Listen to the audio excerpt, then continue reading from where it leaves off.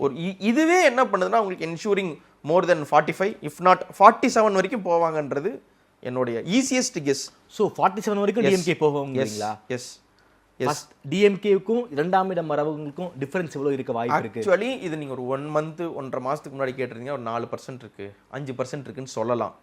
ஆனால் இது என்ன ஆகுதுன்னா விஜய் தொடர்ந்து ஒரு பக்கம் தப்பும் தாறுமாறமாக நிறைய அரசியல் பண்ணிட்டு இருக்கிறதுனால இந்த டிஃப்ரென்ஸ் வந்து இன்னும் அதிகமாயிட்டே போகுது. ஆவரேஜாக இவங்க ஒரு 43 இவங்க எடுக்கிறாங்கன்னா 41 40 38 ஏடிஎம்கே எடுக்கிறது ஒரு வழக்கு, ஒரு நியாயம். இப்போ மேக்ஸிமம் 1.5% இருந்து மினிமம் 1.5% இருந்து மேக்ஸிமம் 3% வரைக்கும் தான் டிஃபரன்ஸ் இருக்கும். 5 கூட வச்சுக்கோ, 5 வச்சுக்கோங்க. இது வந்து எப்போனா 5 எப்போ வைக்கலாம்னா விஜய் இல்லை 5 வைக்கிறேன். விஜய் வந்ததால என்ன ஆகும்னா டிஎம்கேவுக்கு ஒரு 1.5-2% ஓட்டு குறையுதுன்னு வைங்க. ஏடிஎம்கேவுக்கு 1.5-2 குறையாது. ஏடிஎம்கேவுக்கு குறையிறது வந்து பார்த்தீங்கன்னா 4-5 குறையும்.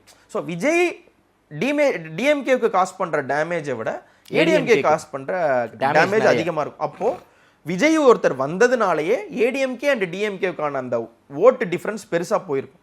இது என்ன ஆகுதுன்னா விஜய் சோபித்து கொண்டிருந்தால் இது கரெக்டா இருக்கும். விஜயே ஃபால்டர் ஆயிட்டு இருக்கிறதுனால விரையா என்ன பண்றதுன்ட்டு அப்போ என்ன ஆகுதுன்னா ஆன்டி ஏடிஎம்கே உடைய கன்சாலிடேஷன் வந்து டிஎம்கேவுக்கு ஈஸியாக போயிடுறதுனால அந்த டிஃப்ரென்ஸ் ரொம்ப ஈஸியாக போகுது.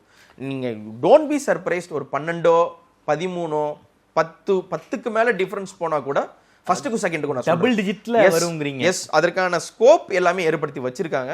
ஸ்கீம்ஸ் அதுக்கு தகுந்த மாதிரி சொல்லியிருக்காங்க. கேஸ்ட் ஈக்குவேஷனை கரெக்டாக டீல் பண்ணியிருக்காங்க. இன்டர்னல் நாய்ஸ் இருக்கு கட்சி உள்ளார, ஆனால் வெளியே தெரியாத அளவு இருக்கு. பூதாகரமா இப்போ வெடிக்காத அளவுக்கு இருக்கு.